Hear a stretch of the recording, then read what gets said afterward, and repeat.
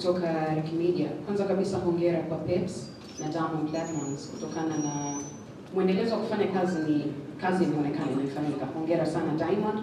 Lakini pia sisi tunafurahi kuona unashikilia nafasi yako uliopo na unaendelea kwenda mbele zaidi.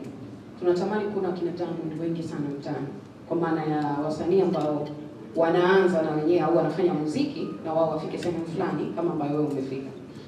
Nilitamani kukuuliza wewe kwa sababu kwa vitu vingi sana kwenye muziki tunakutazama wewe kama Godfather.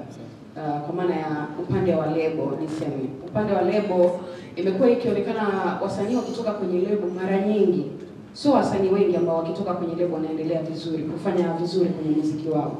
Mpaka inatafsiriwa kama lebo zinadumaza wasanii pengine ni kutokana na malipo ambayo wanapangiwa wakitoka. Lakini kwa upande wa WCB imekuwa na historia nzuri kidogo. Harmonize alitoka na sasa hivi anafanya vizuri na yeye. Rayvanny alitoka anafanya vizuri. Na wengine tunatarajia watafanya vizuri kutokana na mfumo wa WCB. Kwako Diamond, unahisi lebo za Tanzania zinakosea wapi mpaka baadhi ya wasanii wengine wakitoka kwenye lebo wanashindwa ku-maintain status yao? Kwa mfano juzi tumeona Ibra na Harmonize walipokuwa wakitupiana maneno mtandaoni na wewe ukaweka ngoma ya Ibra copy and paste. Ile ilikuwa na maana gani kwanza kwako? Au ulikuwa unatamani uzungumze chochote kwenye ile situation? Kwenye lebo hapo, unajua kila lebo ina mipango yake na mikakati yake kwenye kuwafanya wasanii wao, na hawezi kuhukumu wala kulaumu lebo yote kuhusiana na wasanii wao wanapoendesha. Lakini sisi kama Wasafi tunapomsaini mtu, tamanio especially kwa mimi, tamanio langu ni yule mtu afanye vizuri. Akifanya vizuri yeye, kwangu mimi inatengeneza heshima kubwa sana. Kile mtu nimemsaini msanii afu msanii akafanya vizuri kwa mkubwa, kwangu mimi ni heshima kubwa kuliko hela ninayoingiza yule msanii katika shughuli za kila siku. Kwa tunawekeza nguvu, akili, mawazo. Inaonekana tu kama msanii, lakini nyuma wasanii lebo tunakuwa tunaweka the way mtu anapomwekea brand yako mbele. Kama mimi nadhani wengi wao wana mifano, wanachaga shughuli zangu, page yangu inaweza kubadilika kama page kama ya msanii, mnyanyua mtu kutoka sehemu fulani kufika sehemu fulani.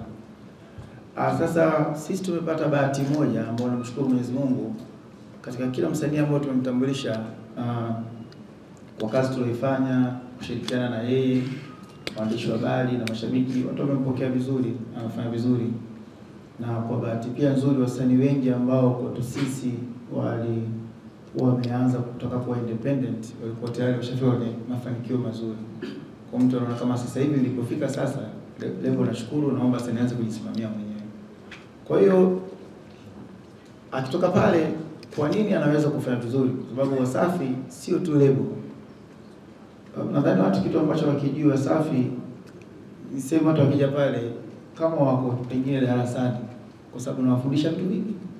Kuandika nyimbo, nawafundisha unakuwaje star, nawafundisha unatakiwa present vipi na nafasi yako kufika sehemu. Yaani msanii unatakiwa ufanye nini, usifanye nini. Kwa yale madogo ambayo kanjalia Mwenyezi Mungu anawaelekeza. Mengine tu sasa watachanganya na akili zao na baraka za Mwenyezi Mungu. Sasa hiyo kila mtu anashapata hii sasa, yeye mwenyewe anajua kumbe ukifanya hivi na kwa hiyo kufanya hivi na kwa sababu mwenyewe anaenda kuifanyia kazi. Na kila mtu anapoifanyia kazi ndio anakuwa kulingana na nafasi yake Mungu alombariki na mashabiki waliopokea. Kwa baada ya watu wanapotoka Wasafi, kumbuka wanatoka wakiwa tayari na wanafanya vizuri sana. Shaka wanafanya vizuri pale, wanaweza kwenda kujisimamia wenyewe na ile misingi tayari wanayo. Kwa hiyo baada pale wao wenyewe wanaweza kujiongoza. Hata kama mtu kitokea sana, lakini kwa imani yangu mtu yote anayetoka Wasafi anaweza kufanya vizuri sana. Sasa hapo kwenye lebo zingine kwa kweli sijajua wao wenyewe wamekaje misingi yao, sijajua wao wenyewe wanaendeshaje lebo zao, na naheshimu kwa sababu kila mtu ana biashara yake, kila mtu ana taratibu zake. Ila kwa taratibu za Wasafi sisi, ni msanii anapokuja na mimi siwagi mtu fulani ambaye hapa nampa mtu nusu kwa sababu anakamfanya msanii wangu afanye vizuri. Kwa namuelekeza, sikiza unatakiwa ufanye hivi. Kuna mambo haya msanii hawezi kutitu kwa hivyo lazima ufanye hivi. Ukitunga nyimbo lazima ufanye hivi, usifanye hivi. Watu wengi nje wana imani yao, wanazaniaga mimi ni msanii wasanii sio kuandikia nyimbo. Mimi nimeandika nyimbo za wasanii wengi ambao wasanii mjui. Wasanii wengi Wasafi, kila mtu akija pale kuuliza mimi na yeye nani kamwandikia mwenzie nyimbo, kaena watawaambia. Unaweza kutupa mfano? Sio vizuri. Ila nyingi sana. Nika nao sio vizuri kuzungumza kwa sababu nakuwa kama hapa. Na kitu kimoja ambacho watu wakielewi, hata wengine sio wasafi. Sometimes wanaga wenyewe wanazungumza. Yaani mimi niko tu hivyo. Siwezi nikafika studio nikakuta nyimbo yako kuna sema iko safi nikakuacha tu hivi. Nitakusaidia alafu naacha. Unaona, kwa ukisema usiposema sitaki kwenda kuzungumza miongoni mwa vitu ambavyo nadhani watu wengi hawavifahamu. Nadhani yani mimi strength yangu imetokana kwanza na kuandika. Yaani mimi kama mwanamuziki, mimi sio mwanamuziki tu avuko. Haso mwanamuziki wa hivyo. Yaani mimi nikishika peni naweza kuandikia nyimbo yoyote, naweza nikakuandikia bolingo, naweza nikakuandikia R&B, nikakuandikia kibokata, nikakuandikia hip hop, nikakuandikia mapiano, na kila muziki najua ni uandike vipi. Yaani kama hii nyimbo inaitwaje? Inaitwa Salama na nani na Barnaba. Hapa nimeachana na mtu. Ngoja nimshindilie maneno ya lawama. Ikifika kwenye piano siwezi kuandika kitu cha serious kwa sababu piano haitaki vitu serious. Na umetea serious nani kwenye piano? Taandika makuzi vitu ambavyo mtu akisikia atafurahi, atapata vibe. Sasa kutoka kwa ukiandika nyimbo ya mapenzi ya kuumizwa nitaandika nyimbo kama Kamwambie. Nataka nyimbo ya maisha nitakuandikia nyimbo kama Yatapita. Na ukikaa na wasanii wote hao wewe zungumza nao tuambie Diamond kwenye sekta kuandika yuko vipi.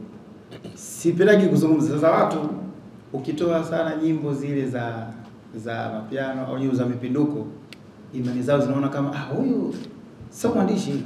Huyu IQ yake imeisha. Kwa sababu mtu ukiona mtu anaongea anaweza katia verse kama nyimbo ya Barnaba kuonesha kama mkae mbali na mimi.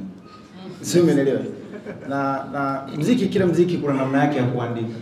Alafu watu wanakaaga wanajidanganya, unajua Diamond yani amefoka sana kwenye biashara ndio maana. Mimi sifari za biashara kwa sababu nina talent.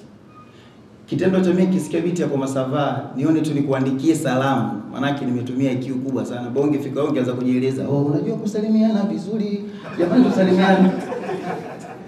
Ila kwa sababu mimi na IQ na nina talent, ikifika pale na kusalimia tu how are you unjani. Kwa hiyo ukiona kama ni chepesi, sio chepesi kile. Talent. Ukiona nikifika kwenye show nitakuandikia, yani hicho ndio kinachoita talent. Yani sasa mtu uko nje wanapotoshana kwamba unajua mfanya biashara, sio biashara, mimi na talent. Kwa ninaweza kuandika muziki wowote na nikacheza nao muziki wowote na nikatengeneza hit. Na ndio miongoni. Yani hiyo ndio kwanza, hiyo ndio silaha yangu kuu kwenye maisha yangu ya muziki. Haya mambo mengine yote ni mbwembwe tu. Ndivyo unacheza utafanya. Hizo ni madagaje ya kutengeneza ukubwa wa fedha. Lakini silaha yangu kubwa ni kuandika nyimbo. Naweza kuandika nyimbo ya heartbreak. Sio nyimbo ya mapenzi. Nyimbo yote, yani ndio silaha yangu kubwa. Kwa sasa ilivyo kuaneka vitu vile hapo clear vitatu. Cha kwanza wasijidanganye kwamba mimi nafanya vizuri kwa sababu eti nawekeza kwenye biashara. Kila mtu anawekeza. Ila mimi talent yangu na IQ yangu sio ndogo, ni kubwa sana.